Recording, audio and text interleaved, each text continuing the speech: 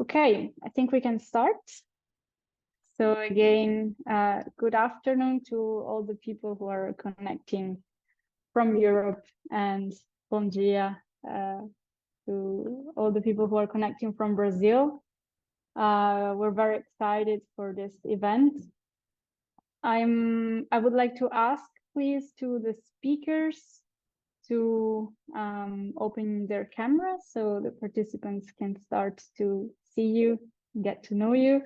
And for all the other participants, your microphone and camera will be off, but you do have access to the chat throughout the whole webinar and to the questions section. So you should see two separate like chat symbols. One is the actual chat, and the other one is the questions. Feel free to use both during the whole webinar. For the questions, we will address them at the end, but you can start to put them in even during the speakers' presentations. And for all technical problems, I would ask you to use the chat, and you can direct your issues directly to the Etifor accounts that you should be seeing here among the speakers. That will be our colleague Nicola, who is kindly helping us with the technical support. So yeah, thank you all for participating. Thank you to Camilla, who's providing the translation service, and thank to all the speakers who will be participating and sharing with us their experience. We're here, you can see on those lists some of the names of the staff from Etifor who is participating, but there are many more who collaborated supporting the development of this event. So I want to thank them all. Let's move to the agenda because we have a very dense hour and a half ahead of us. So I'm Sofia Marzolo, and I will start with this short introduction of the event and of Etifor, where I work as an international bid officer in the International Projects Development Unit. Then we'll follow Leonel Ferreira, who is part of the supply chains program in Etifor, who will have 15 minutes to introduce the European Union Deforestation Regulation to us, and with particular regards to the Brazilian context that she knows very well, as she is Brazilian herself. And then we will have our guests and speakers to present us some instruments to support the adaptation of this regulation on the ground, so in put it into practice. So we will have Lorenzo from the program, European program All'Invest Verde, and Andrea Monaco might also hop in to say hi. Then we will have Andrea Coelho. We will have Tiago Cavanella Scelapi and Elena Massarenti, who is again from Etifor. And then we'll have 10 minutes for each of the speakers. And then we'll have a part with questions and answers, where we will have some additional interventions too, that I will introduce later.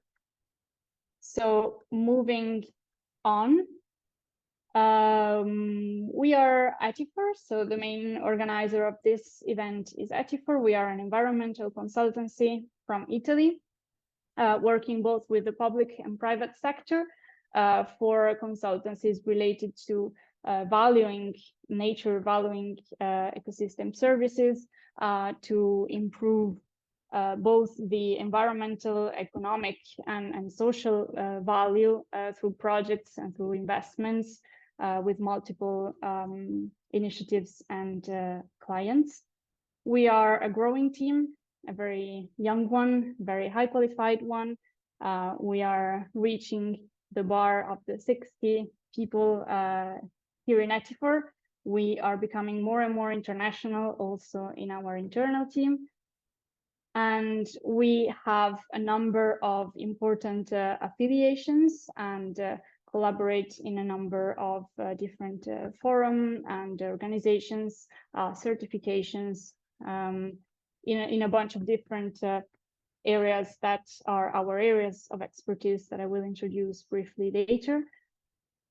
And we have a long experience, so a 12-year experience now, but working with several clients and several partners at both at the very local level here in Italy with people from the very area where Etifor was born and raised, and at the broad international level. So we've worked a lot for the European Commission, so through European Commission funded projects for the FAO, for the World Bank, as well as for a number of different clients and partners around Europe and beyond, both from the public and the private sector.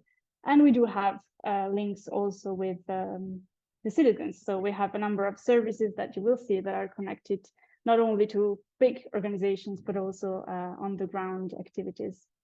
We're active, as I was saying, in a number of different countries. Well, you can see that Brazil is one of them, but not the only one. We have a number of projects, and we're always growing as international presence all around the world. And briefly on our areas of action and of expertise, we have a number of experts in different fields organized in 6 thematic areas. So we have nature governance, which is related to everything that is governance of natural resources, so mainly connected to the public sector. We have nature positive services, and I believe we have here in the audience one of our experts in the topic that might be one of the ones that might interest you the most, as connected to the deforestation free supply chains. We have the tourism program, which is, of course, connected to natural areas. We have WOW Nature, which is a project that deals with the compensation of emissions, so targeted at citizens and corporates. We have the supply chains program that you will be hear from today. And we have the forests program, which is the one actually putting their hands on the ground with the forestry projects. So the supply program is the one that is key for the topic that we are addressing today. So we have our experts, Elena, that you will hear from after, and Elena too, who you will also hear later on. And we have Nicola and Jacopo, who are supporting here today our work, who are also part of this program, with the main services that are connected to the analysis of supply chains, both of timber and wood products and non-wood products, so white forest and wood forest products, and the deforestation-free supply chains, who is key to our event today. So I'm passing the floor over to Elena, who is, as I said, our analyst for the topic of today. So I will stop my screen share. And yeah, sorry, just very briefly before Elena takes over, about the questions that I was mentioning before. So the idea is that you put your questions in like the appropriate space, and you can also start voting the questions of other people that you are the most interested in. And then at the end of the webinar, we will have some space for questions, although we expect to receive many, and we won't be able to address all of them within the space of this hour and a half. So we will do our best to get back to you on your questions, and we will try to address at least 3 that will be judged as the most interesting ones from the other participants. So you can already start to pose your questions and react to the others. Elena, over to you.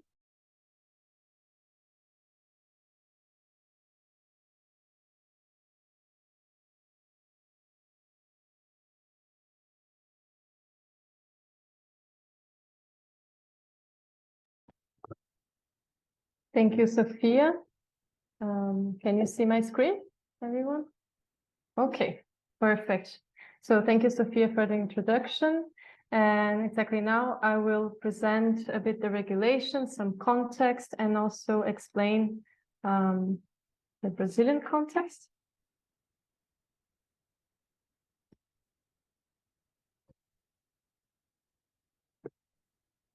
Okay, so as we know, agricultural and pasture land expansion are the main drivers of global deforestation, being an important factor for being international trade, a very important factor for it.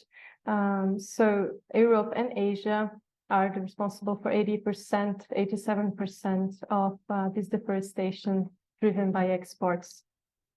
Well, only 10 commodities account for 90% of the deforestation related to Europeans' imports, for which only soy, palm oil, beef and leather account for 60%. So as a response to this, the Commission has proposed in 2021, has come up with a proposal for deforestation regulation, which aims to minimize the Europeans' contribution to deforestation, forest degradation, and consequently to its greenhouse gas emissions and global biodiversity loss. Let's take a look then at the regulation. Well, the regulation basically sets that commodities shall not be placed on the market or exported from the European market unless they comply to three main conditions, which are basically to be deforestation free.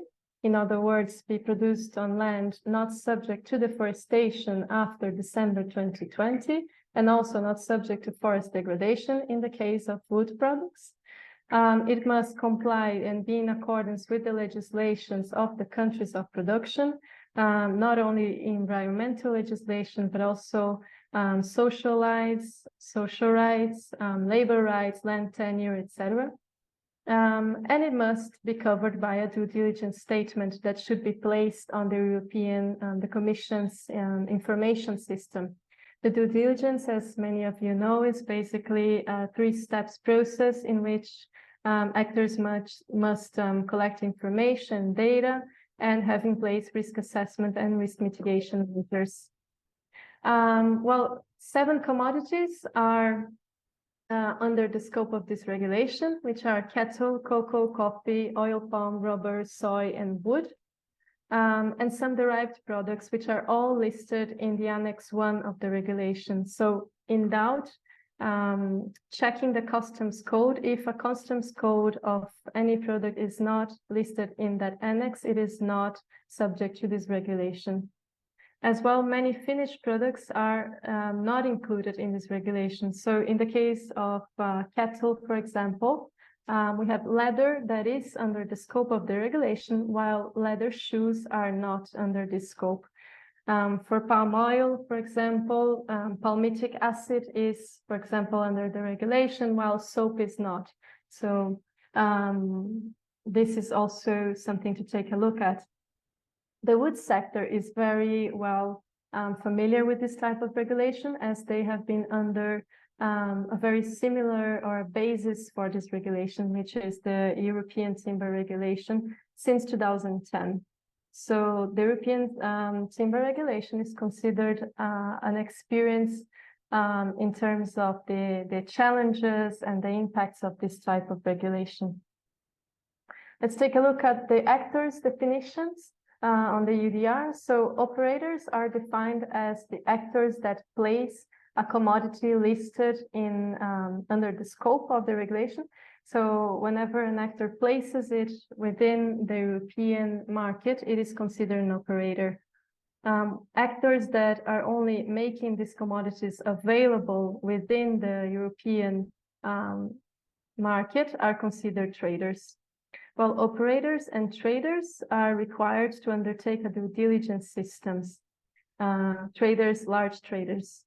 On the other hand, traders that are small or medium or micro enterprises are only required to undertake traceability. So basically to provide information on who are they supplying from and who are they supplying to. It's also important to notice that since exports is also covered by the regulation, domestic producer would also be considered an operator, as it is either placing a product in the market in the European market, or it is placing it outside for a third country. Well, there is an important difference here between the UTR and the EUDR. So in the UTR, it is only considered an operator, the first actor placing a product on the market. So in this case here, company A, which is placing chipped wood in the market, is considered an operator and therefore needs to undertake due diligence, while company B, that is buying this chipped wood and transforming it into particle board, is only considered a trader.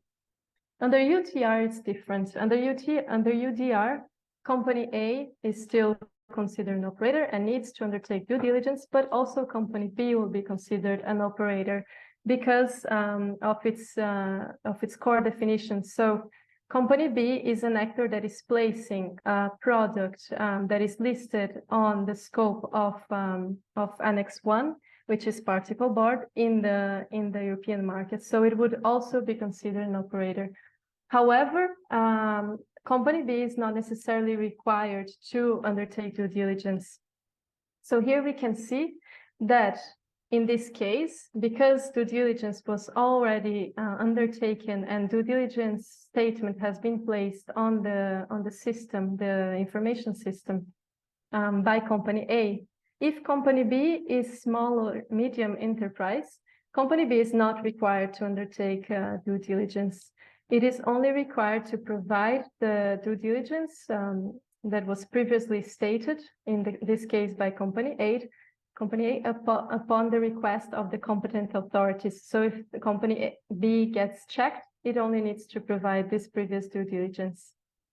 In case that company B is not a small or medium enterprise, then company B may refer to the previous due diligence statements in their own due diligence statement. So it must submit as well a due diligence statement under the system, but it only has to ascertain that the due diligence exercise, in this case by company A, was properly done, and it may refer to this in its own due diligence statement without having to do all the process again.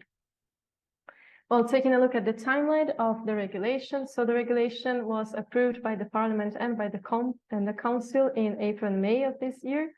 It entered into force in June 2023. Well, there's a gap of application until the regulation enters into application. There's a gap of 18 months in which companies are expected to start adapting and to get ready for the entry into force. So while small and medium enterprises have a little bit longer, they have until June 2025. So that is 24 months. A few revisions are foreseen for this regulation. And I would like to notice here that the second review that is foreseen for June 2025 will evaluate the possibility of including other ecosystems as well as other commodities and products, such as it is stated as examples in the regulations, such as maize and biofuels.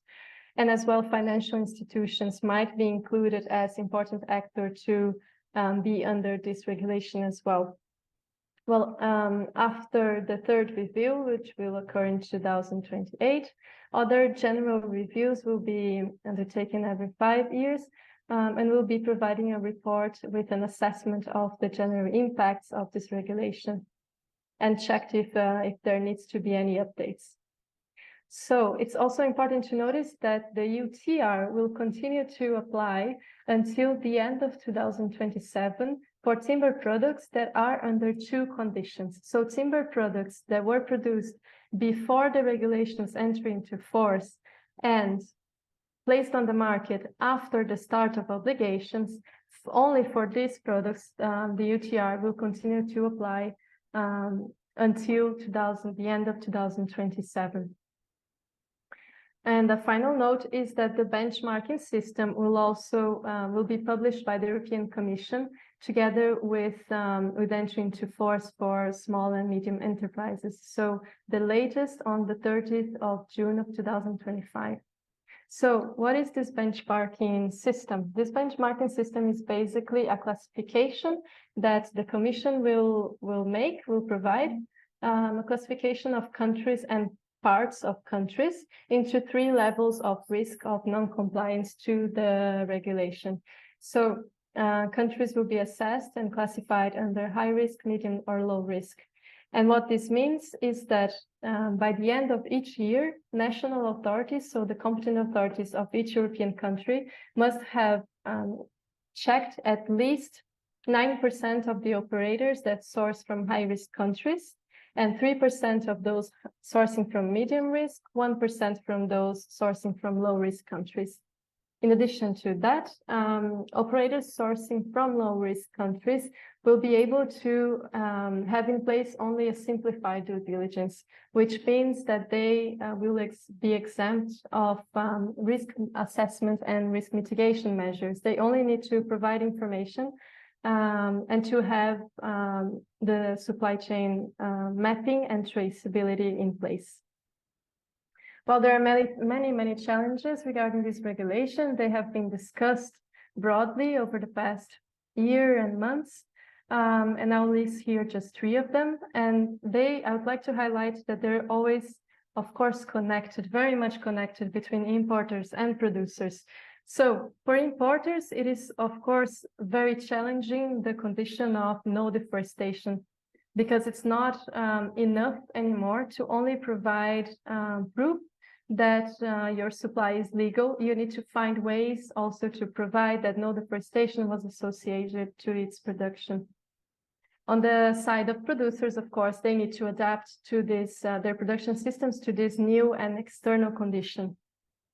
A second challenge is regarding forest degradation, which is challenging by itself in relation to the technical to its concept. So it's very frequently a very gray area to define what is forest degradation, and it's extremely challenging to monitor, to have remote monitoring of forest degradation, as it is not very clearly seen, for example, in satellite imagery. On the side of producers, causes of forest degradation are frequently external to the producers themselves. So frequently, forest degradation could be caused by forest fires in the region or by climate change, so extreme droughts or extreme heat, etc. And of course, the condition of the obligation of providing geolocalization of all products at farm level is definitely challenging to the importers. So I'd like to just take a look at this briefly. So operators must provide the geographical location of all plots of lands in which their supply was produced. In case the plots of lands are bigger than 4 hectares and the production is of any other commodity other than cattle, they must provide polygons. So the sufficient points, geographic points that will enable to describe the perimeter of the whole plot.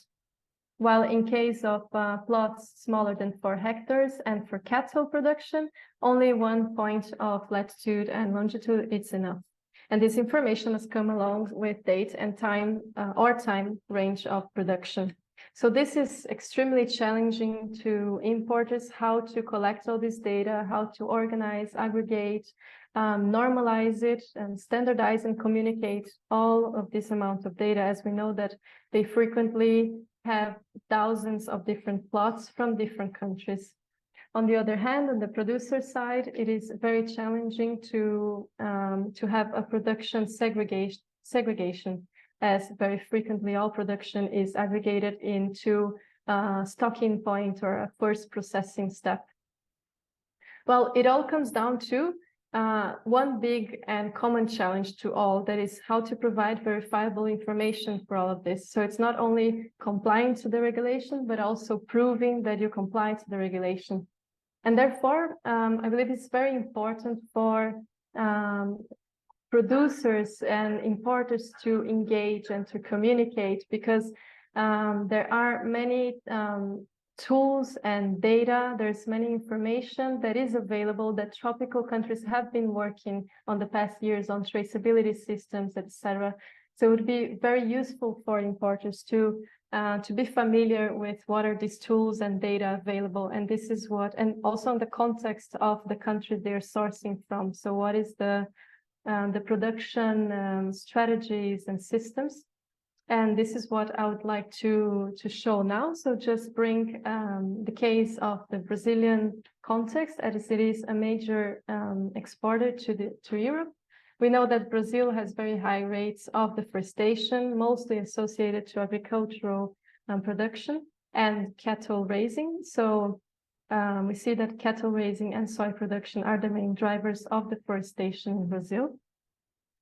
And here there's a very good analysis and interesting data provided by this study from MAP Biomas, which shows that most, or at least a good part of the biomes in Brazil have low forest rates. They are not, so it leaves a good percentage of many ecosystems uncovered by the forest definition according to FAO. And because the deforestation regulation uses the definition provided by FAO to define what is deforestation-free, this study shows that around 27% of the natural ecosystems in Brazil would not be included in this definition from FAO, and therefore would be left uncovered by the zero deforestation condition from the EUDR. So apart from, so there would be this uneven distribution of the effectiveness of EUDR across different biomes, but we can also foresee that there will be a different effectiveness in the implementation of EUDR across two different commodities, because different commodities in Brazil and I believe in many different countries, they are distributed in different regions of the country. So as we can see here, some commodities are mostly produced in on regions of high forest cover, while other ones are produced in regions such as pampas or cerrado, which forest cover is low. So, for example, we can see palm oil is produced in an area of high forest cover, the Amazon, while soy is mostly produced in cerrado and pampas, which is low forest cover biomes. And this could result that soy, the implementation of soy of EUDR, it could result in less effectiveness on how soy production under EUDR could reduce deforestation in relation to, for example, palm oil, because of the zero deforestation condition. Of course, there's always the condition of being compliant to national laws, and this would need to be complied to in both cases. So as I mentioned, that it's important for producers and producing countries to know what are the tools and informations available. I'll just like to provide a short list and mention that Brazil has very good high quality satellite imagery monitoring. These are they are publicly available to everyone. They are free, and I highly recommend that importers which will need to adapt to the EUDR soon will take a look. Also in this, on the left side, some tools and instruments that are in place for improving traceability and transparency of the impacted value chains. And now we'll have the experiences of two of the speakers talking about Selo Verde. So I will pass the floor to them. Thank you very much. Thank you, Elena, for your presentation. So yeah, it's a difficult work to translate the European regulations into such a clear summary. So thanks a lot. And so we're moving now to our guests. So Elena gave some spoilers on some of the instruments that we will be touching from now on. So the first speaker will be Lorenzo Nalin, who speaks for ILA and the program All'Invest Verde, which is a program of international cooperation which promotes the development of policies to comply with European regulations and environmental legislation for sustainable supply chains.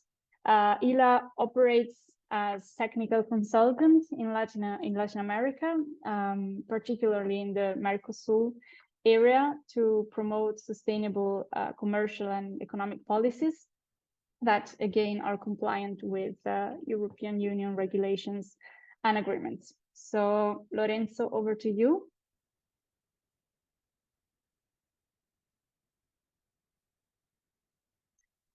Lorenzo. We lost him. Maybe there's Andrea Monaco who joined in the meanwhile.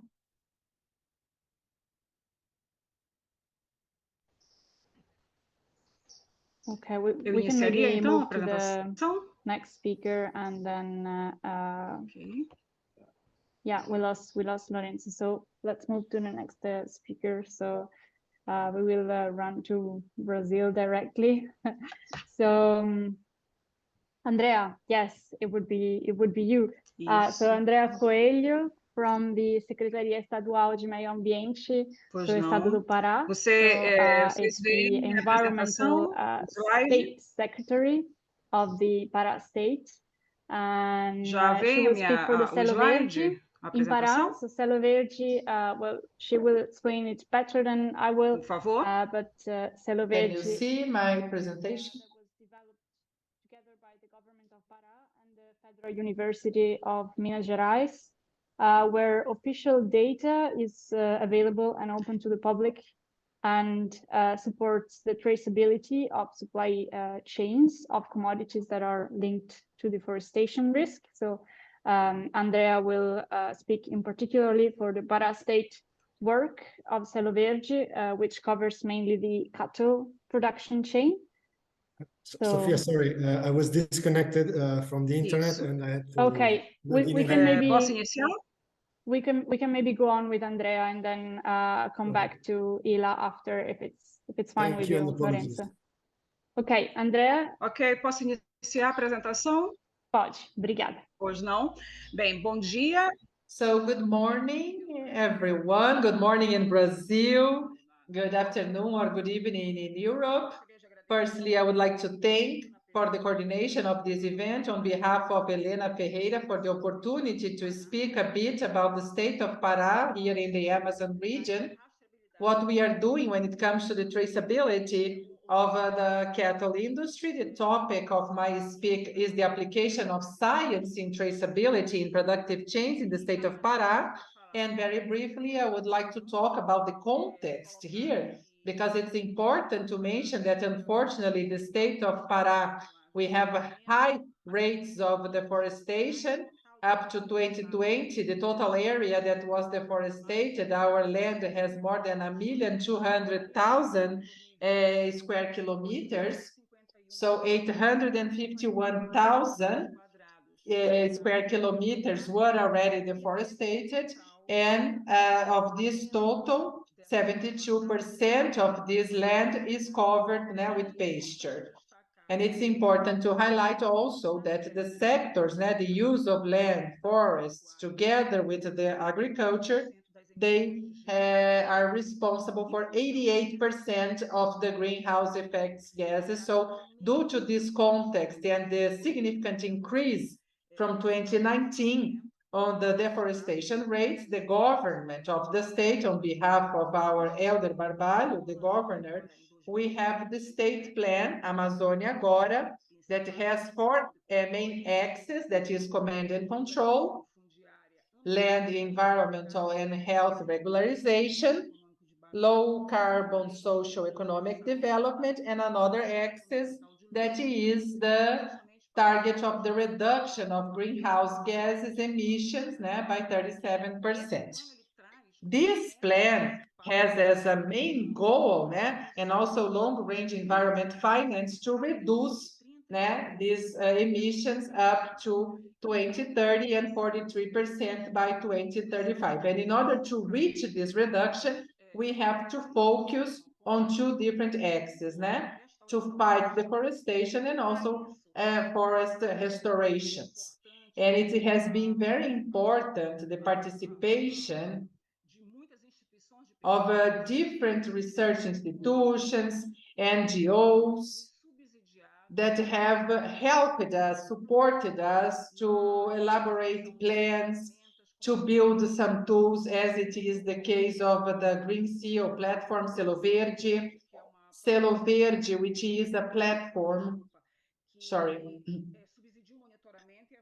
which is subsidized, the monitoring and evaluation of sustainable agricultural development policies and fight against that. This platform was created when they were signing a cooperation agreement between the government of the state and the intelligence center from the Federal University of Minas Gerais. And it has as its main goal,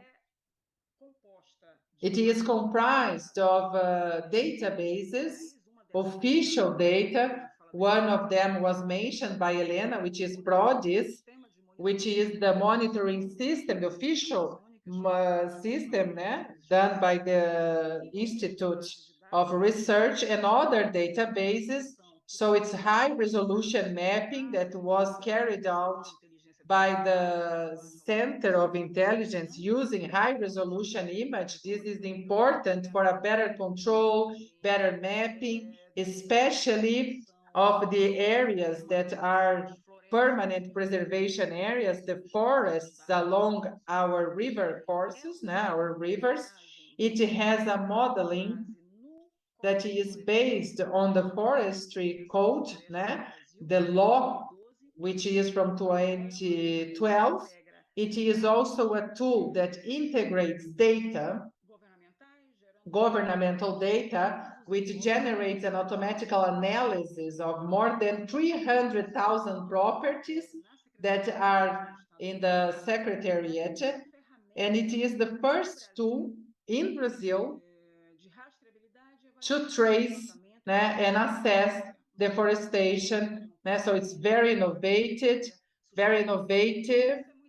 And this is very important because the activity, cattle activity, has an importance, big importance for the economy here in the state.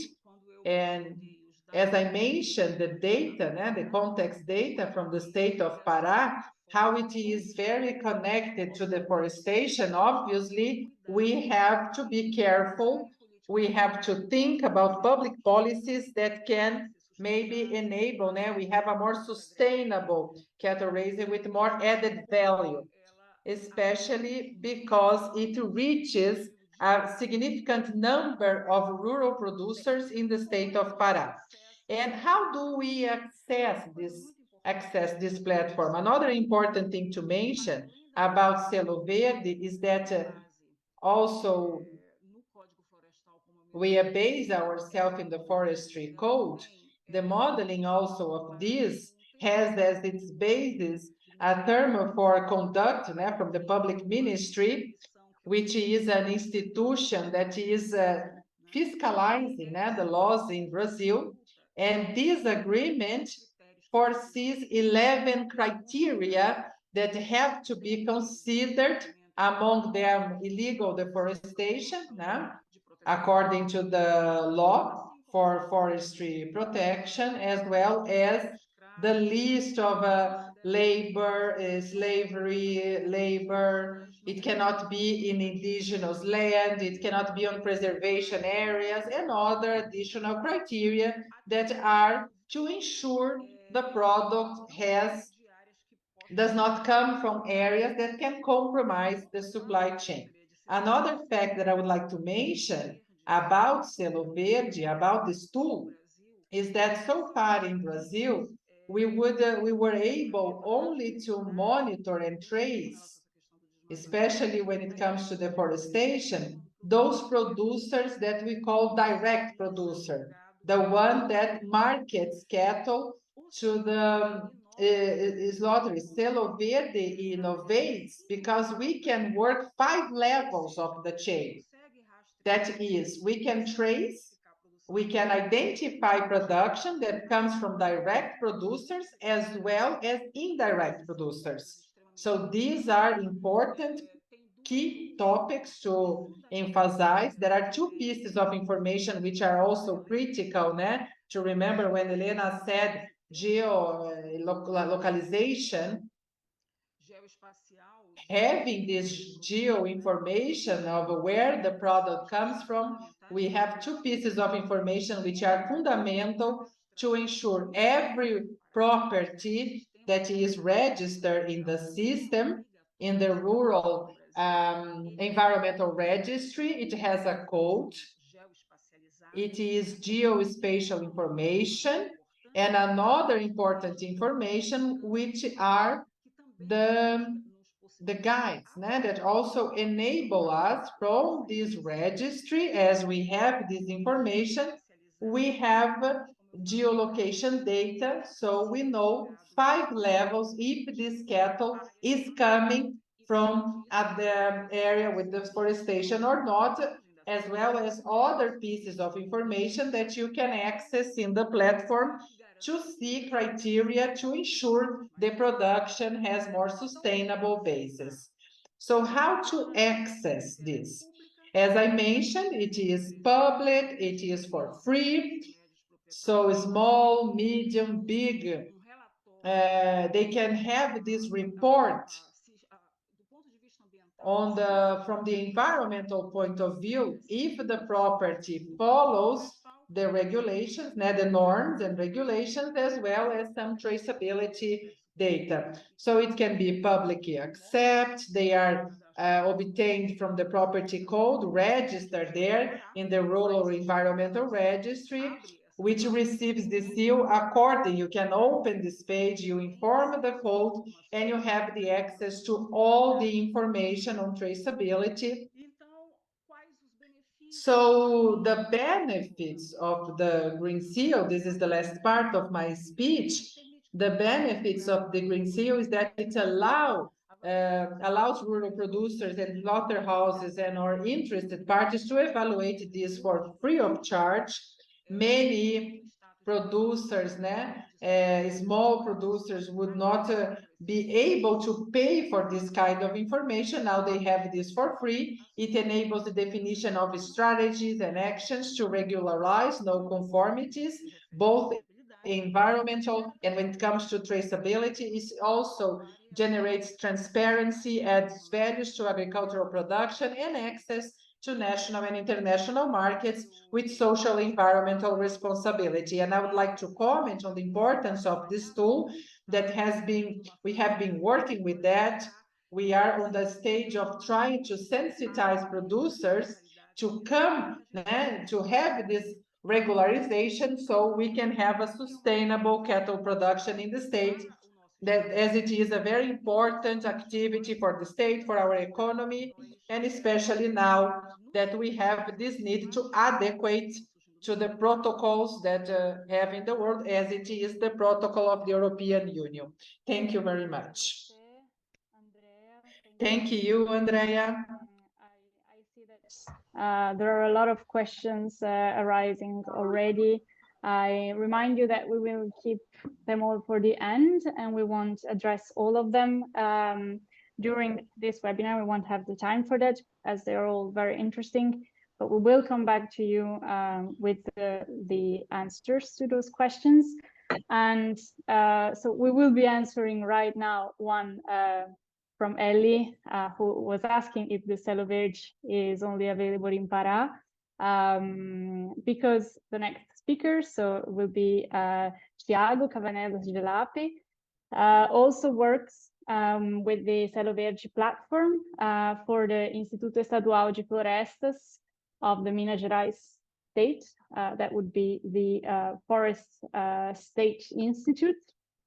And in this case, so in Minas Gerais, the Federal University and the Instituto are working mainly with the coffee production chain. So we will now see a different application of the same tool in another state for another commodity, and this will for sure nourish further interventions.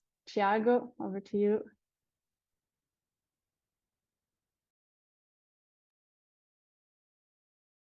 Olá, obrigado, Sofia. Me ouvem? Hello, thank you, Sofia. Can you hear me?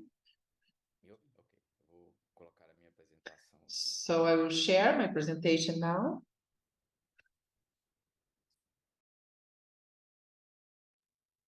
Yes. Conseguem ver minha apresentação? Can you see my presentation? Ok. Bom dia a todos, boa tarde aí na Europa. Good morning, everyone. Good evening there in Europe. He is Thiago, as Sofia mentioned. He is the manager Estadual de Florestas de Minas Gerais. for the environmental compensation here in Minas. We have started, now we have this initiative of applying the platform Selo Verde and CAR 2.0 for traceability and environmental compliance of supply chains in the commodities in the state of Minas Gerais. Então, vou falar pouco desse So I will talk a little bit about this topic, and I will start in more general context.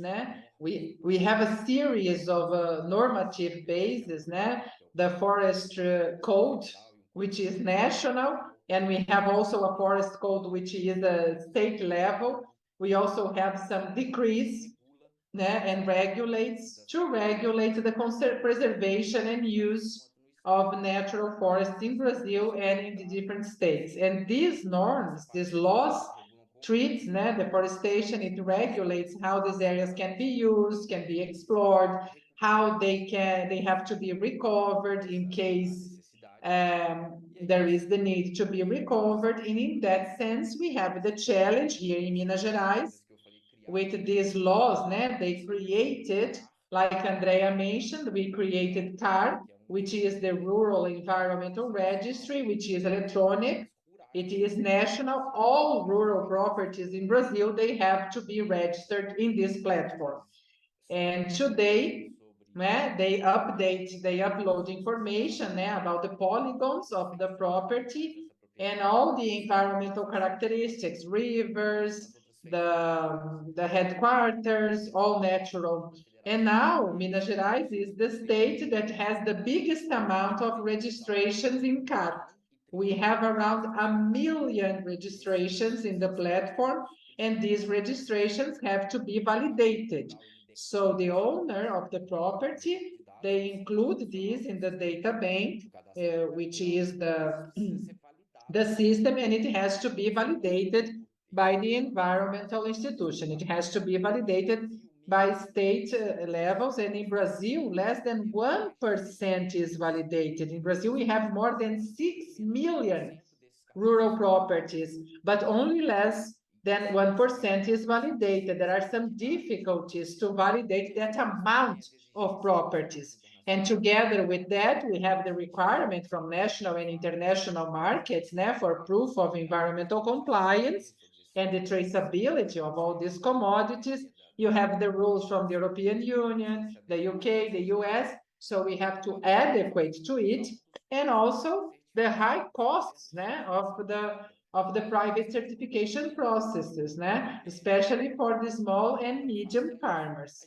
So due to it, we need these mechanisms of transparency and traceability, but which are public and easy to access, so anyone can access that. So in Minas, we have some transparency mechanisms implemented, such as the certification program of agriculture and agro-industrial products. It's called Certifica Minas. It was created under a state law that certifies coffee, cotton, for example.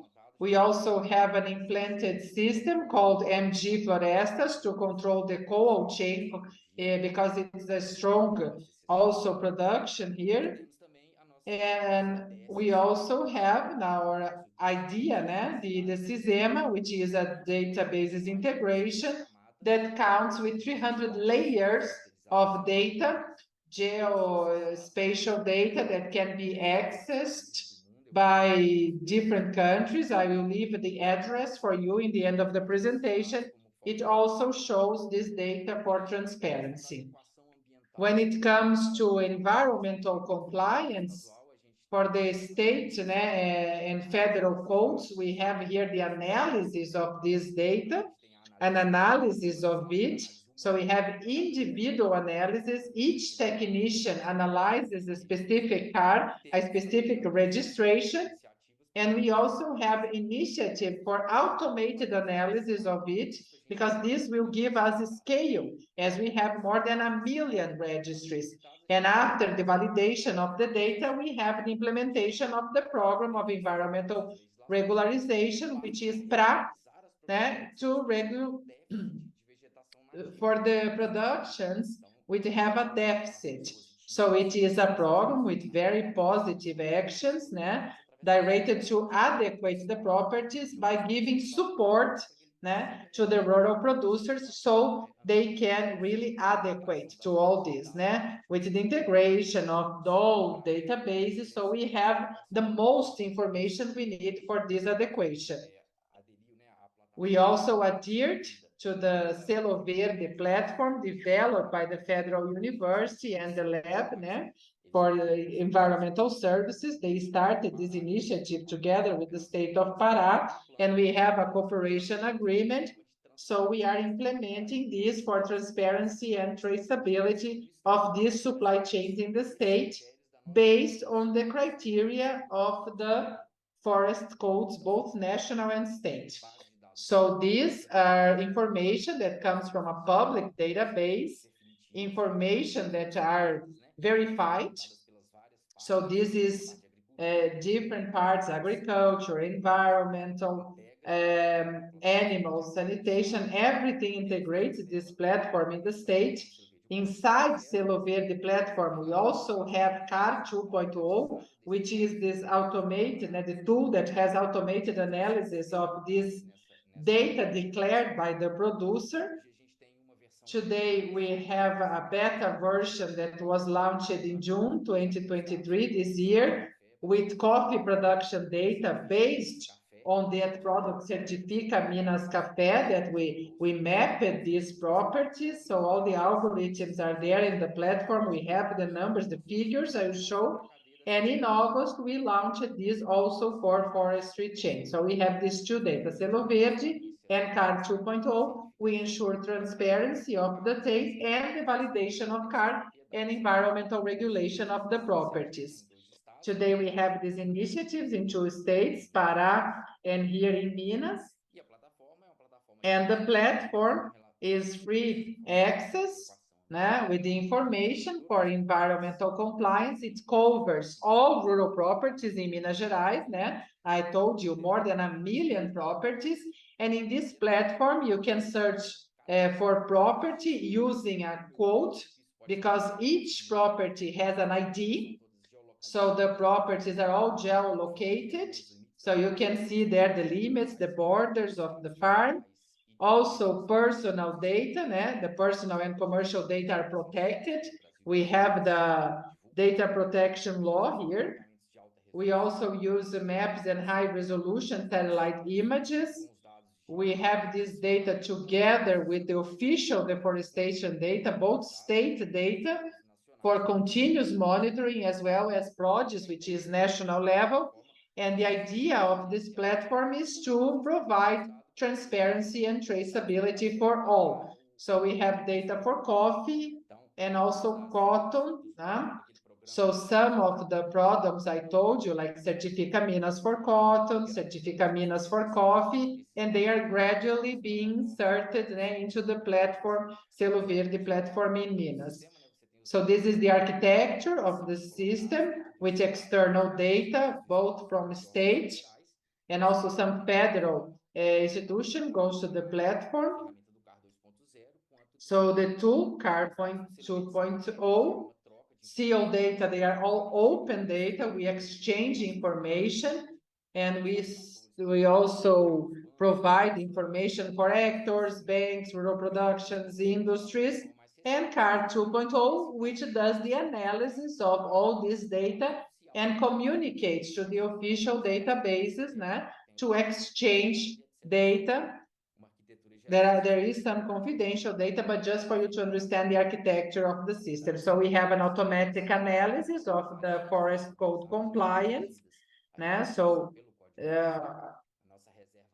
also this legal reserve, because all property in Brazil must have 20% original vegetation, which is the legal reserve.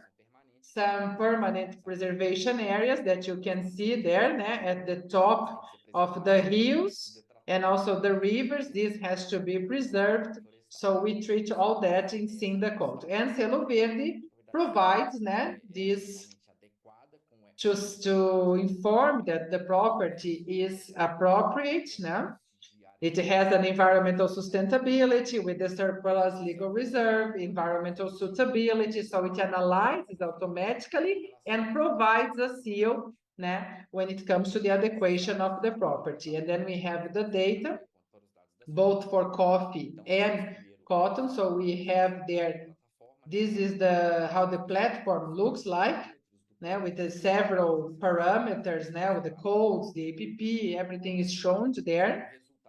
So we have as a result here in Minas, the coffee properties are in the south and east of Minas, and we have as a result that 99% of the properties do not have illegal deforestation after 2018, 37%, almost 40% have they exceed their legal reserve, they have more areas than what is asked for, and 12% with a deficit of legal reserve that can be solved with the program that addresses these issues.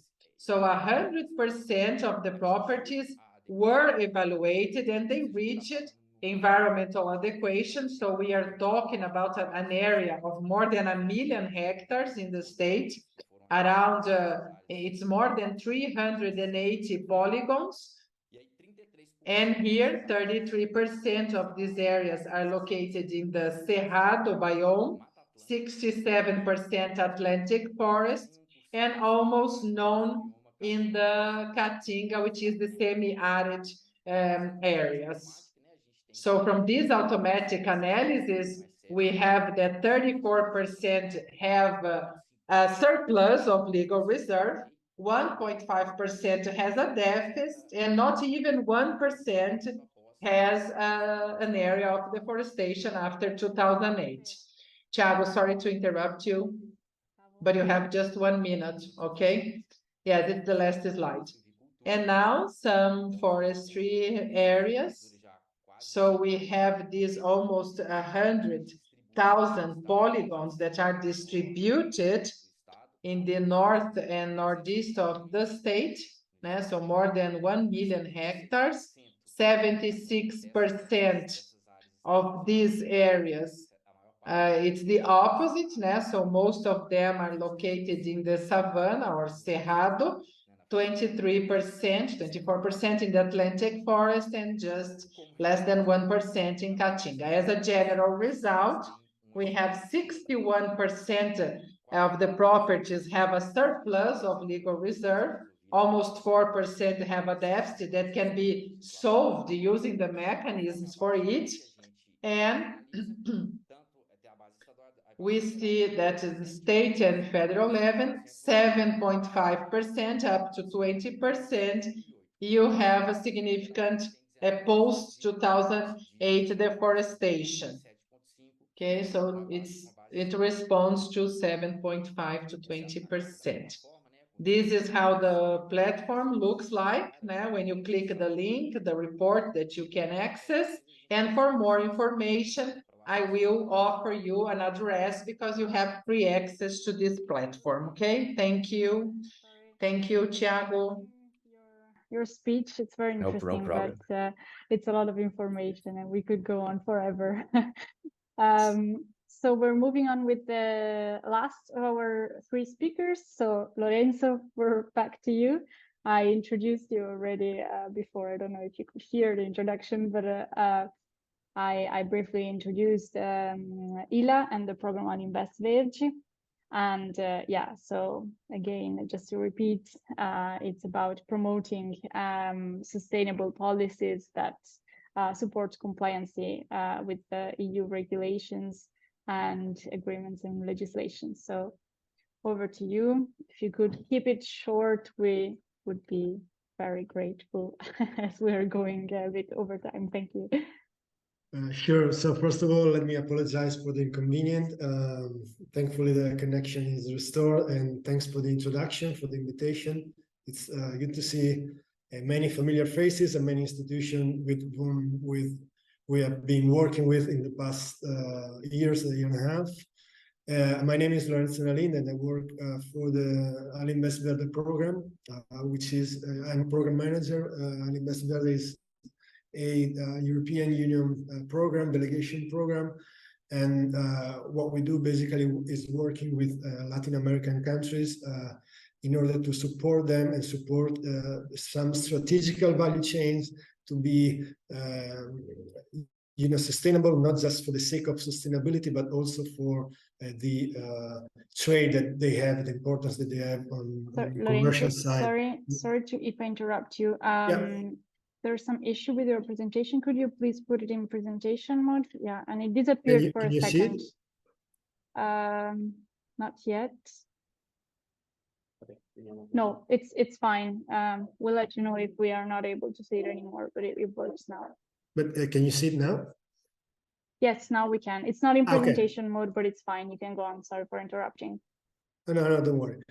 So rather than bringing to the table any specific tool or talking of any specific chain, I guess our contribution here is to explain how we are working with many Latin American countries and how the public sector is also working in order to adapt, in order to face the challenge of the new regulation.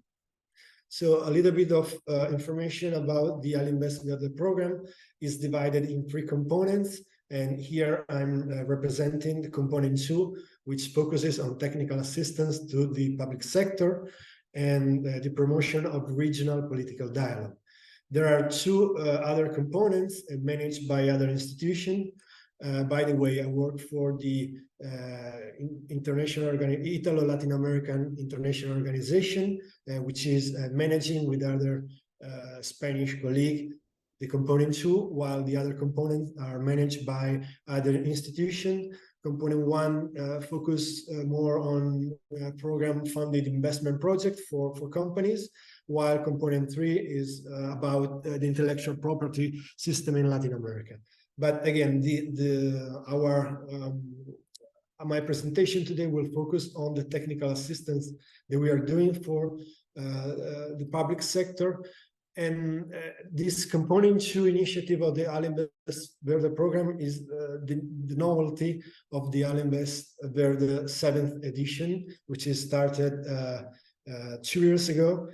And the reason why we are working with the public sector differently from previous edition of the program is what we have been discussing today. That is the change that we have experienced Lorenzo, in Europe. sorry, I'm interrupting you again. It looks like the slides are frozen for most of the participants, if not for all. Can you see the regulatory framework or? No, we're still on the first slide, I think, all of us. Maybe you might be sharing them in another screen, or okay, now it works. You're on the 3rd slide, right? Yeah, I am. Okay. If I put presentation mode, can you see it? No, we can't. Okay, so if I leave it like this, it's okay. Try to move on or back 1 slide. Okay, this way it works. Thank you. Okay. So many complications today, anyways. I was mentioning why we're working with the public sector, and there is a new line of work from the Alinvest Verde program. And I was mentioning because, as you are aware of, the new environmental regulation and the new environmental agenda in the European Union is changing quite rapidly, especially since 2019, when the European Green New Deal was put forward. And since then, a new regulation coming up, and there are, besides the well-known regulation, deforestation-free products, there are regulations such as the due diligence directive that will change how trade with commercial partners will be done. So Alinvest Verde tries to support Latin American countries and work together with the European Commission and European stakeholders in order to make this transition smooth. I'll skip this. So our general objective as a program is to support Latin American countries in order to strengthen policies that promote sustainable value chains. And as I was mentioned, trade is an important pillar. So sustainability and trade are the main benchmarks that we implement in order to define our intervention. We work basically through three tools. The first one is technical assistance, so providing the expertise required to implement policies or change regulatory frameworks and systems. Then we also provide grants to instruments such as the CEO Verde for Minas Gerais. And finally, we try to promote regional dialogues through events and seminars and so on. So talking about what we actually doing in the region, our focus has been mainly in two sub-regions. The first one is the Mercosur region, so Paraguay, Argentina, Uruguay, and Brazil. And then we have also worked with the Andean region, mainly Peru, Colombia, and Ecuador. Clearly, depending on the sub-region, the commodities that we are working with change, of course. And in the Mercosur countries, we are working mainly with cattle, forestry, and wood products, and soybeans. And I would mention here three projects that we are supporting. And the first one is in Santa Fe. We are working with the province that exports the most volume of bovine meat to the European Union, and we are supporting the creation of a public traceability system through a technical assistance. We are now in the phase that are concluding our preliminary analysis, and then we will support further the province by creating a system that provides public incentives in order to be part of a public traceability system. We are also working with Paraguay, which is an interesting example because of what happened in the leather market. Paraguay, the leather exports from Paraguay are going mainly to Italy and more in general to Europe. But since a couple of years ago, due to environmental concerns, the export of Paraguay have dropped dramatically. And so in order to try to gain again a market share worldwide, Paraguay and specifically the Ministry of Industry and Commerce is working in collaboration with us. We are supporting with public with technical assistance the ministry in order to come up with a environmental traceability system, again a public one, to trace from cattle to leather in order to again provide importers in Europe all the information required by many multinationals who nowadays do not buy leather if not traced properly. And we're of course working with CEO Verde. I don't have to add any more information with regards of the previous presentation, but I guess a common line of work of the program has been working with public traceability system. Here I have to be clear, working with public traceability system doesn't mean the private sector is excluded from our work, but it's rather the opposite. We're working with the public sector in coordination with the private one. And this is because in order to implement, I guess that's our that's our view. In order to implement a proper traceability system, you have to involve all the actors, public and private sector, in the chain without excluding them. And we are also in favor of public traceability systems such as Sello Verde, but others we are supporting in the region due to the benefits that they provide for companies. Specifically, they avoid many costs for companies, and also they avoid another important thing, in our opinion, which is leveling the playing field. Because if you don't have a proper public traceability system, all the companies will be competing with their own system. And first of all, it's difficult because you have to work with standardization of data. So if anyone has his own system, it's difficult for clients to understand how to interpret different standards, right? Also, it's not always available, the whole information of the chain to private companies. So leveling the playing field by having a public traceability system could also create trade opportunities for the companies and reduce their cost. And I would also mention another important thing about working with public traceability system, which is the role they have not only to trace the whole chain, but also to offer to the government, to policymakers, a public policy tool.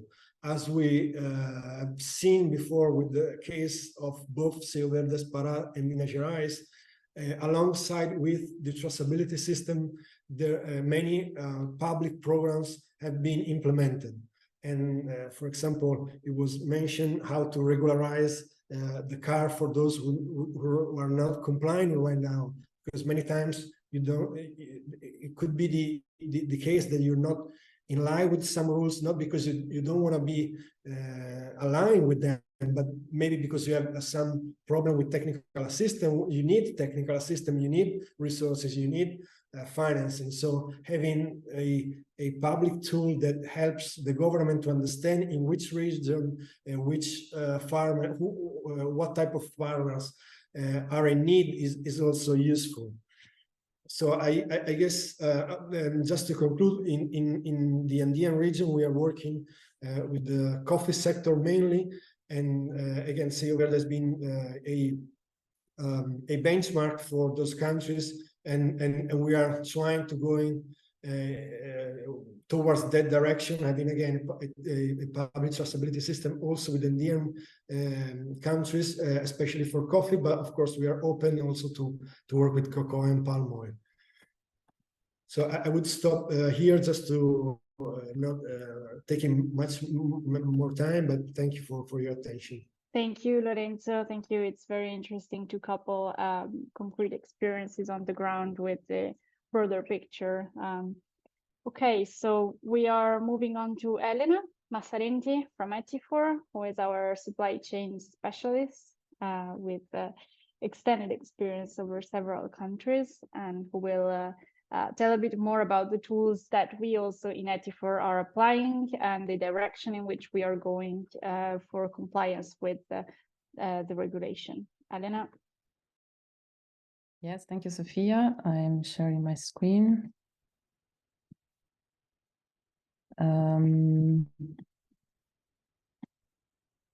Do you see the right screen? If I move on, it's the in presentation mode. Yes, perfect. Yes, okay. So good morning, everyone in Brazil, and good afternoon to those listening from Europe. So today I'm going to present a twofold approach, let's say, for addressing the complex challenge of deforestation. The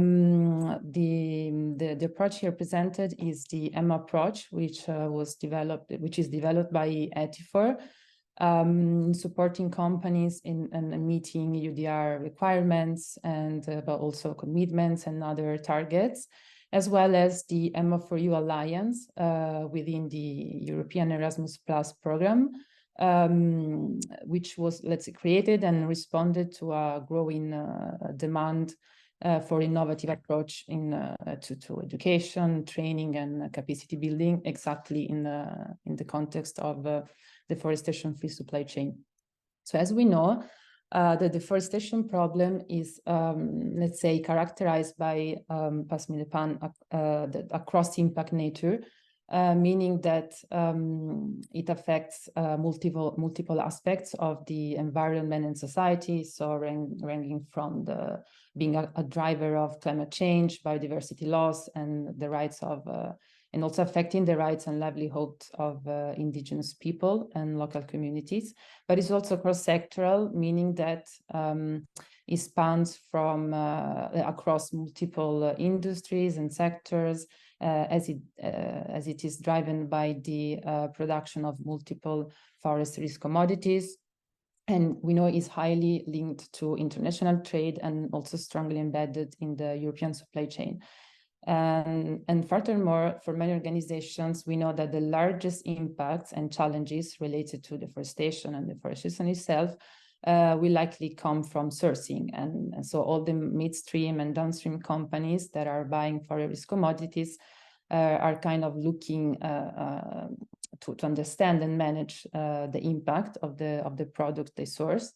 However, most of these companies have greater awareness and control on the environmental impact that comes from their direct operations and less control upstream in the supply chain. So the nature itself of the deforestation problem, let's say, requires a synergistic responses to address all its complexities and interconnections. Despite the high degree of interdependence and complexities that deforestation has at the ecosystem level, we don't see this reflected, for example, at the policy-making level or market-based mechanisms, because they are usually also very fragmented. And conversely, this siloed approach has not helped, has hindered progress in addressing deforestation, biodiversity loss, and climate change collectively, let's say. And also another challenge and problem is that deforestation has been treated for a long time as a forestry issue only. And even though we know that it's highly linked to the agriculture, trade, and consumption patterns, so there are like more sectors involved. This silos effect, you can say it is reflected also in the lack of comprehensive coverage of all the deforestation-related topics, for example, in national education and training curricula. And so, let's say, given the degree of complexity and the range of these new interconnected emergent challenges, to be effective, strategies on tackling deforestation in the private and public sector alike should be based on a more holistic and systematic approach, capable of involving different sectors, so forestry, agriculture, business, and trade, but also creating new solutions, skills, and professional figures that can merge all these disciplines and sectors, and so in a more synergistic way and response to the EUDR, to the deforestation problem.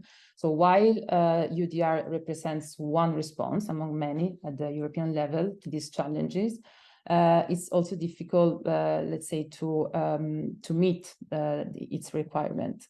So at the company level, we know it's crucial to understand how to align to this and to meet also deforestation commitments and achieve climate targets and support biodiversity goals collectively, because all are related to deforestation. So EMA approach is developed in 4 steps, and it's let's say tailored to support company in exploring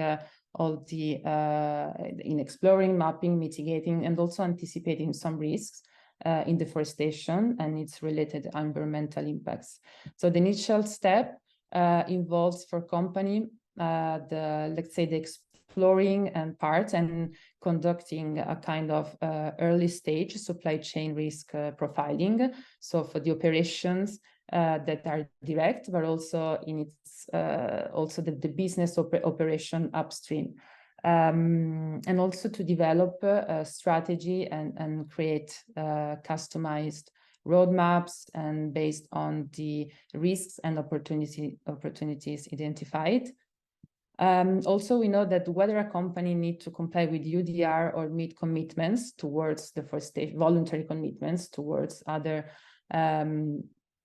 target like the biodiversity or climate, as a basic condition, companies should always know the origins and compliance status of the materials that they supply. So they have to be able to manage the supply chain, able to map all entities and their relations in the supply chain, and also tracing products back to the units of origin. So, for example, the forest management units.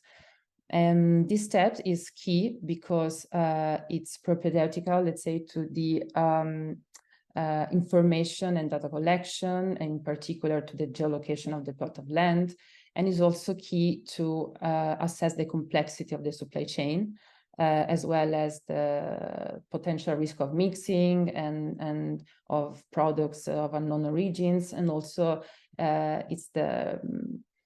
it's preliminary to assessing and prioritizing the risky settings. After that, there's the mitigation part. Of course, it's key to drive the risk up to a negligible level. And among many measures that we support, we support managing data, compiling due diligence steps and results into a full legality dossier report, and the integration of certification schemes in the due diligence system, and also, of course, a continuous monitoring verification of the progress so far. The last step is, let's say, the more complex and particular, because it converges and integrates with other approaches at ETIFOR, as well as it uses other international standards, of course, to address climate, water, and biodiversity impacts, because the aim is to go, let's say, beyond the pure mitigation and legality and anticipate some trends toward achieving a nature positive commitment. So where also other risks related to deforestation, so climate and biodiversity, can be integrated into business operations, and so promoting a more holistic approach and commitment. And this approach to addressing climate impacts are, one is MARC approach, to help transition the organization to a net zero emissions by mapping, quantifying, and mitigating the key emission sources, land use change, and energy and material use. There's also the to addressing water impacts, we use the Alliance for Water Stewardship Standards to certify that the water management, also employing the water footprint indicators from the WRI volumetric water benefit accounting tool.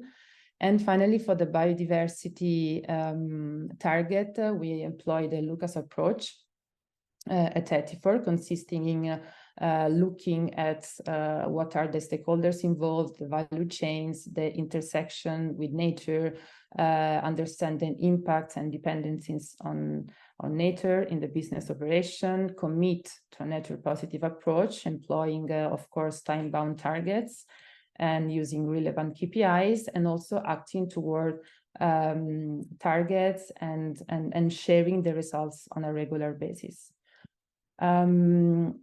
At a broader level, as I was mentioning in the beginning, the EMA4U Alliance responds to another need for innovative approaches, as I said, to education, training, capacity building on how reducing effectively deforestation risk in supply chain of the forest commodities in Europe. And the EMA4U, so it's a 3-year project that is co-founded by the European Commission's Erasmus Plus program, coordinated by ETIFOR and in partnership with the University of Padova, Wageningen University, Freiburg University, Open Forest, Copenhagen Business School, Aid Environment, Makerere University, and Preferred by Nature and Forema. And as I said, it responds to the need for more coverage in Europe of higher level and adult education and training on the topics related to the EUDR and also to other policies and tools. And so it wants the public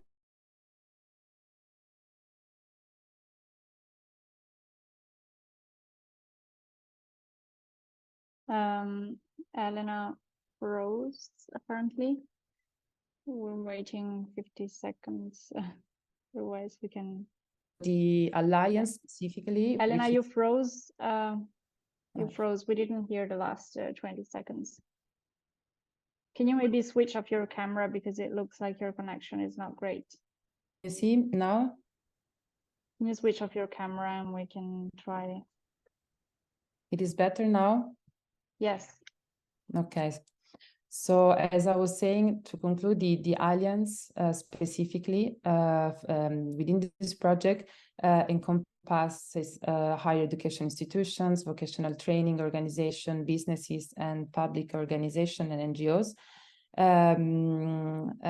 In this alliance, with the aim to develop innovative training solutions, provide new professionals with transversal and digital skills. So also there's the aim of creating a new professional figure, the Deforestation-free Supply Chain Manager, so as to support the transition to a more sustainable supply chains and also comply with the EUDR requirements.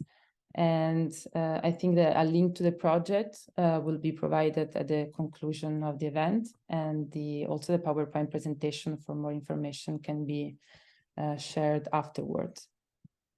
Thank you, Elena. Thank you. That was great. I actually just sent the link to the project in chat, so you can already find it there, and it will be included in one of the closing slides. So you can find it there too, and we will send everything to you for your consultation. Okay, we are a bit over time, but we do have 2 interventions that we would like to hear, as they are not really classified as speakers. They're more nourishing these questions and answers and debates and interventions, last moments that we would like to have. So if you want, Henrique and Guilherme, feel free also to take some input from the questions that were posed, so we can already start debating on what was also shared and asked from the participants. I just mentioned them. So the first of the guests is Henrique Luvison from Klabin, which is a company that works with pulp and paper. So the idea would be to have you, Henrique, providing us your impressions regarding the challenges of providing geolocation information, considering the aspects also that were mentioned by Elena of production aggregation. So we are here to hear your impression on the complexity of collecting this geolocation data. That was also something that was mentioned in many of the questions and by the other speakers for such big plots of land, as you do have thousands all over Brazil, and also to provide the suppliers with the specific geolocation data of the commodities, for in your case related to wood. So please, if you want to give us a quick overview on this. Olá, pessoal. Hello, everyone. He is Henrique. He works for Klabin. And in order to talk about the challenges and difficulties, just to give you an overview, today we act with 730,000 hectares of forest. 43% is preserved, and the rest are planted with the pinus and eucalyptus.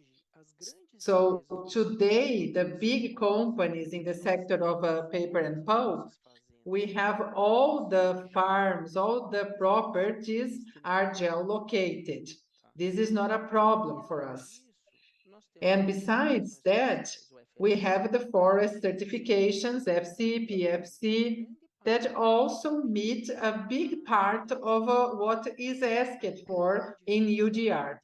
The biggest difficulty for us, as Helena mentioned, is to have this connection between an invoice, when we sell our product, with the lot, or the farm, or the plot where the wood was harvested, the wood that was used to produce pulp and paper. So in order to do that, Klabin started to connect all the systems involved in commercial transactions.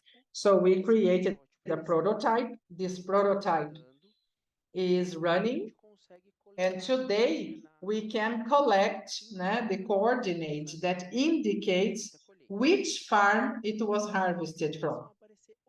And then other problems arise. EUDR, when the property is bigger than 4 hectares, they ask for the borders of all the farms. And one farm that is geolocated through a coordinate needs at least other 10 coordinates in order to limit its borders. So multiplication is times 10. So when we trace a simple invoice of 32 tons or 32,000 kilos, as the EUDR asks to be written in kilos, we have around 100 farms that are identified. 100 farms times 10 borders, we are talking about a sale of 1,000 geographic coordinates that have to be sent to a system, that have to be informed. But for us to generate data, this is not a problem to generate data. The biggest difficulty Klabin has been studying is in order to, when we inform a coordinate, we have to analyze the use and occupation of the soil of all the properties. So 100 properties that will be analyzed according to all the EUDR criteria in order to provide this information to the operator, who is in charge of the due diligence, and so they have all the information. So this is the step we are in. So we have no problem with the coordinates, and now we are trying to see how to do this analysis, meeting all the requirements that are mentioned in the 9 decree in EUDR, so we can provide all this low risk and safety for our clients. This diligence today, when we buy a new area, we already do it, but this is done very punctually. So the challenge now is to do this at large scale, analyzing different, several properties, because the challenge is the entrance of the product into Europe. It goes by ship. A ship cannot carry 32 tons. It's only 22,000 tons, right? So the traceability of everything that will be in a ship will be a huge challenge, lots of information, and we have been trying to understand how this information must be provided. But while we do not understand how, we are working, generating all information, doing some mock tests to understand. I think this is a bit of it's my contribution about the forest sector here when it comes to planted forests in Brazil. Thank you for your contribution. It's one more element to nourish the discussion. So one last intervention that we would like to give space to is Guilherme White from the Maflora. I'm sure all participants from Brazil have heard from Imaflora already, it is an environmental civil society organization that is active in Brazil since 30 years. And it has been working on traceability of several forest risk commodities, such as timber, cattle, and soy for many years. And so Guilherme can provide us with Imaflora's vision of the complexity of the traceability of soy and beef value chains, and maybe explaining briefly about your instruments of beef on track and soy on track. And yeah, you can also feel free to give your impressions about the system that is that was presented by the Selo Verde speakers. And yeah, so tell us something about your perception of how the soy and beef value chains in Brazil also can adapt to this new regulation. So over to you, yeah. Thank you very much, Sophia. Good morning to my Brazilian colleagues. Good afternoon to the European colleagues. Thank you for hosting this very important event and for the invitation here, and also for the brief introduction from Imaflora and for myself. First thing I want to clarify here, it's something that also Lorenzo has mentioned, is that for the soy and beef value chain to adapt to the new European Union regulation, it is essential to have a national-wide system to control all data. The system must be mandatory as well, because there are discussions here if it will be mandatory or voluntary system. So it must be mandatory for it to actually work on the field. The system must also unify all the different sources of data we have here in Brazil. So the farms registration number, conservation units, indigenous lands, environmental embargoes. So all those data are spread in different systems, and for us to have a national-wide traceability, individual traceability system, it would be essential for them to unify all those different sources of data. The risk of not having a system, a national-wide system, is that the new EUDR regulation will become a protocol that will be followed to address this specific market in a country, in Brazil, that already has a share of product that can address this specific market. But that won't disturb the business as usual here in Brazil, or won't even solve the deforestation or human rights issue in Brazil. About the Beef on Track program, which is a Imaflora program, it's a program that sets social environmental criteria for cattle purchases in Brazil. So it's a initiative between Imaflora and the National Prosecutor's Office, and it's it has a very broad adoption by Brazilian meat packers, but there's also room for us to engage more meat packers that hasn't yet adopted those criteria for purchasing cattle in Brazil. The Beef on Track program, it's only for direct suppliers, so only for the last supplier in a very complex cattle chain in Brazil that has many suppliers, and cattle transits between those suppliers. So Beef on Track protocol looks to the direct supplier, so the last supplier that will actually do the fattening of the cattle and sell it to the meat packer. So for us to address the EUDR, the national individual traceability system is the product with a great chance to delivering a significant result in addressing those issues. And we already have a few initiatives here in Brazil to do so, to build the system and to build a national policy. One example is the Brazilian Right Table on Sustainable Livestock, known in Portuguese as Mesa Brasileira de Pecuária Sustentável, which is composed by different sectors such as producers, ABIEC, which is the Association for Meat Packers Exporters, CNA, which is the Confederation of Agriculture and Livestock, the service sector, and social sectors. And the objective of this roundtable is to come up with a structure for that system and also a proposal for a national traceability policy with the goal to present that policy to our Ministry of Agriculture for them to actually apply it in Brazil. It's a big step forward having this national policy here in Brazil, but there are still a few things that are being discussed, such as the transparency that our Ministry of Agriculture will give to the data, because the Ministry of Agriculture will be the one holding all the data.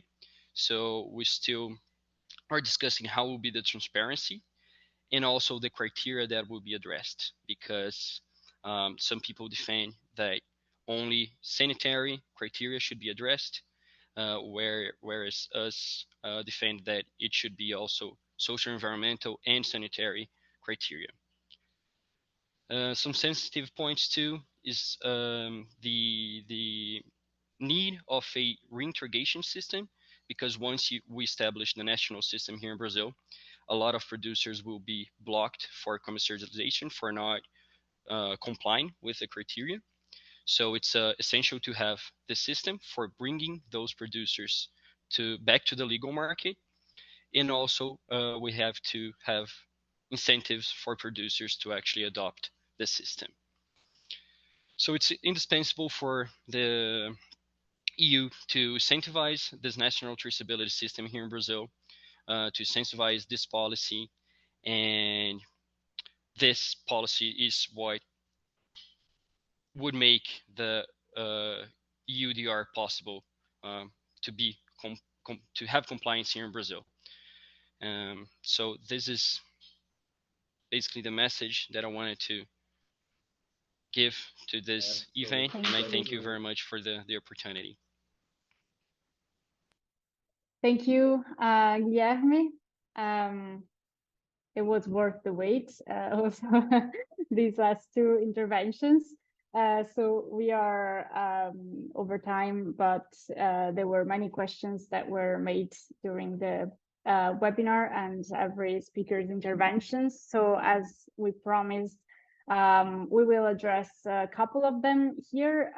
For many of them, actually, my colleagues have provided some answers already, so you can find them. There is a section where with the questions that were answered already. And we would like to take a couple now for, and sorry, there is a question about the right person to contact in ETIFOR that I will come back later with one last slide. So for the moment, we are addressing a couple of questions. We would like to make one to Selo Verde, which, so either Andrea or Thiago can reply to this one. The question is, would Selo Verde already comply with the EUDR, or what is still missing? So either of you can respond to this question, which seems to be a complex one, but it was also the most voted. So Andrea, you have your mic open already, so over to you. Então, o que eu posso... So what I can say, obviously more technical issues, Dr. Felipe Nunes, who is from the Intelligence Center, he is here in the call, he can complement my speech. But what I can say is that Selo Verde, if not yet 100% in compliance with that, it has all the conditions, né? If we have the data, because sometimes people say, oh, the platform does not contemplate that piece of information. Since the data is available, either it is geolocated, Selo Verde can, of course, aggregate to it. So there is a document already that was delivered to the representatives of the European Union to treat this compliance, and also the platform. And I would like to say that together with Selo Verde, the state of Pará launched in the beginning of the month, in August, CAR 2.0 that was also mentioned by my colleague from Minas. We were the pioneers to implement CAR 2.0, which is an automatic analyzation of all the rural environmental registry that was also developed by this research center in the Federal University. And more recently, we moved it from 6,000 registry to 48,000. So 16% of our basis is already analyzed and validated. So 43,000 properties all together with the other 6,000 that were analyzed manually. So we have almost 50,000 properties that are already analyzed, okay, the registries. I can do either the second question, that is for Elena. Is the last question, is the where to find the ranking of the original countries based on high, medium, low risk is already available for European operator. So it's a question about your presentation, that you're presenting an outline of EUDR. So Elena, if you can answer this question. Yes, thank you, Nicola. So, so the benchmarking system, as I responded to some of the questions, it will be published by European Commission 18 months after the entry into force of the regulation. However, right after the entry into force of the regulation, all countries are assigned as standard risk. So all countries right now, all importers can already count their supplying countries as standard risk. On the other hand, it is very recommended that the importers will start using other tools to have an idea of the assessment of risk that their countries will have. So what we presented now as Selo Verde, with Imaflora, etc., are already a good starting point to get to know these instruments, and these tools are a good starting point to have an idea of if you're sourcing from Brazil, what is the risk going to be, and what can you do to assess this risk and start to adapt to this.